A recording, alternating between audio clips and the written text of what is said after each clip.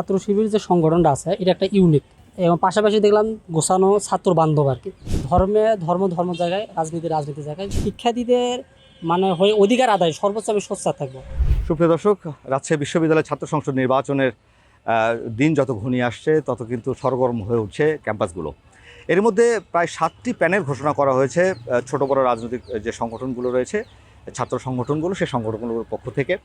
তো ব্যতিক্রমী একটি বিষয় হচ্ছে, সেটা হচ্ছে ইসলামী ছাত্র শিবির তারা একটি প্যানেল ঘোষণা করেছে, যেটি সম্মিলিত শিক্ষার্থী জোট নামে তাদের যে প্যানেলটি, সেই প্যানেলে কিন্তু একটি বৈচিত্র্য তারা এনেছেন। সেখানে একজন সনাতন ধর্মের অনুসারী তাকে কিন্তু এখানে মনোনয়ন দেওয়া হয়েছে এই প্যানেলে, এবং এটি নিয়ে ক্যাম্পাস জুড়ে একটি আলোচনা তৈরি হয়েছে। আমরা সেই বিষয়টি জানার চেষ্টা করব, সেই সুজন চন্দ্রের সঙ্গে আমাদের কথা বলবো আজকে, এবং তার কাছে জানবো যে আসলে এই প্যানেলে তিনি কেন এসেছেন এবং আগামী দিনে তার কী পরিকল্পনাগুলো রয়েছে, এবং তিনি নির্বাচিত হতে পারলে ছাত্রদের জন্য তিনি কী কী সিদ্ধান্ত নিয়ে রেখেছেন এবং কী কী কল্যাণকর কাজ তিনি করতে চান।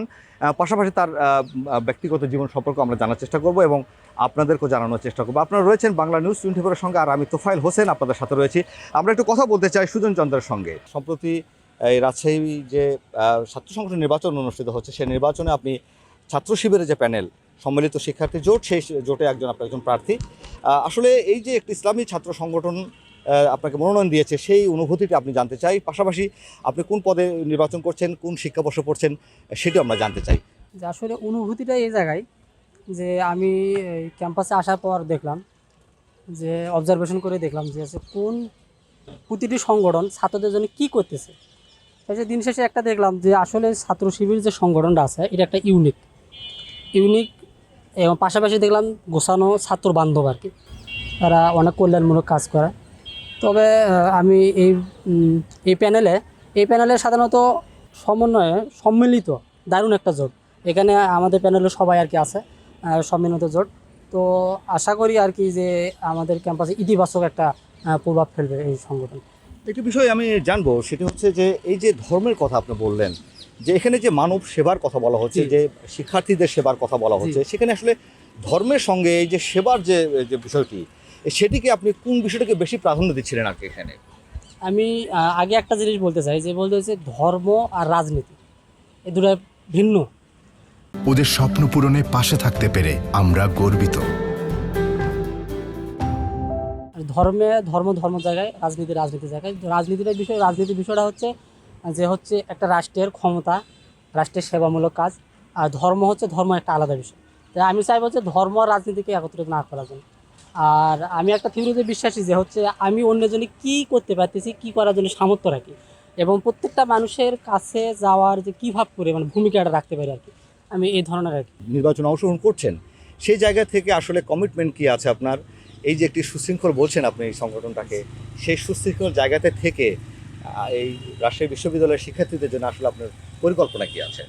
সাধারণত পরিকল্পনাটা এরকম যে আমি যদি হতে পারি আর কি, সৃষ্টিকর্তা যদি সহায় হয়, আমি যদি হতে পারি, তাহলে প্রথমত কাজ হবে যে শিক্ষার্থীদের কণ্ঠস্বর হয়, তাদের রাকসুতে আওয়াজ তোলা, এবং শিক্ষার্থীদের মানে হয়ে অধিকার আদায় সর্বোচ্চ আমি সোচ্চার থাকবো। যে শিক্ষার্থীদের যে তাদের যে চাওয়া পাওয়া আকাঙ্ক্ষা, আমি আশা করি যে আমাদের যে সম্মিলিত শিক্ষার্থী জোট এরই মাধ্যমে ইতিবাচক একটা প্রভাব পড়বে, এবং আশা করি যে তাদের শিক্ষার্থীরা মানে ভোট দিবে আর কি, মনের আশাটা পূরণ হবে শিক্ষার্থীদের। ইতিমধ্যে মনোনয়নপত্র জমা বাছাই সবই শেষ হয়ে গেছে, কেমন দেখছেন পরিবেশ? না, পরিবেশটা মোটামুটি অনেক সুন্দর আছে। যেহেতু প্রার্থীদের ভাই বোনদের কাছে ভোট চাচ্ছি, তো সেক্ষেত্রে মনে হচ্ছে যে আর কি আশা করা যায় যে আসলে আমাদেরকে চাচ্ছে। এখন যে বাংলাদেশের যে প্রেক্ষাপটে দেখা যাচ্ছে, যে আমরা ঢাকাতেও দেখলাম আজকে জাহাঙ্গীরনগরেও ভোট হচ্ছে, তো সেক্ষেত্রে দেখা যাচ্ছে যে ছাত্ররা আসলে কী চায়। সেই ক্ষেত্রেতে মনে হচ্ছে যে আমাদের যেহেতু আমরা যাচ্ছি ভাই বোনদের কাছে, তাদের আমাদের একটা ইতিবাচকই মনে হচ্ছে আর কি, যে আশা করা যায় কিছু একটা হবে। সর্বশেষ একটি কথা আপনাকে জিজ্ঞেস করতে চাই, সেটি হচ্ছে যে এই যে আপনি অন্য ধর্মের একজন মানুষ, শিক্ষার্থী, একটি ইসলামী সংগঠনের জোটের সঙ্গে আপনি আছেন, এখানে নানা ধরনের ক্যান্ডিডেট রয়েছে, এখানে ক্রীড়াবিদ রয়েছেন, নাট্যকার রয়েছেন, জুলাই যোদ্ধারা রয়েছেন। সেই জায়গা থেকে আসলে আপনি এই ধরনের বিষয়টা কি ব্যতিক্রম দেখেন কিনা? আপনার কোনো এই ধরনের কোনো পর্যবেক্ষণ রয়েছে কিনা যে এই ধরনের ছাত্র সংগঠনগুলো বা শিক্ষা প্রতিষ্ঠানগুলো নির্বাচনে এই ধরনের প্যানেল, মিশ্র প্যানেল যেটা আমরা দেখতে পাচ্ছি, এই ধরনের কোনো অভিজ্ঞতা আপনার আছে কিনা, বা প্যানেলটা নিয়ে আপনার মূল্যায়নটা কেমন? প্যানেলটা নিয়ে মূল্যায়নটা আসলে যে এই প্যানেলটা ক্যাম্পাসে একটা শিক্ষা বান্ধব, পরিবেশ বান্ধব, তারা সাধারণত শিক্ষার্থীদের জন্য ওয়েলফেয়ারমূলক তারা অনেক কাজ করে।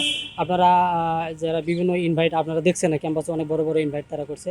এবং সাম্প্রতিক বিষয়তে হচ্ছে অবৃত্তি একটা আয়োজন করছে। সব মিলে মনে হচ্ছে যে আর কি ভালো আর কি, ইতিবাচক মনে হয়।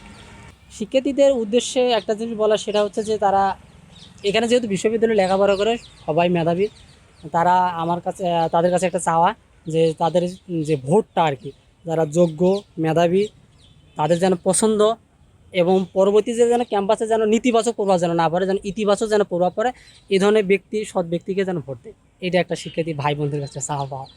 আপনাকে অসংখ্য ধন্যবাদ, আপনার জন্য শুভকামনা থাকবে।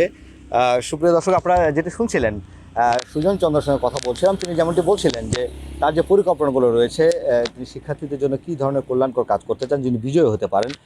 তার পাশাপাশি তিনি এই যে প্যানেলটি রয়েছে সেই প্যানেলটিকে তিনি মূল্যায়ন করেছেন, এবং তিনি বলেছেন যে একটি যোগ্য এবং মেধাসম্পন্ন একটি প্যানেল তারা উপহার দিতে পেরেছেন, এবং সেক্ষেত্রে ধর্ম এবং যে রাজনীতি সেটিকে তিনি আলাদাভাবে দেখতে চান এবং মানব কল্যাণকে তিনি মুখ্য হিসেবে দেখতে চান।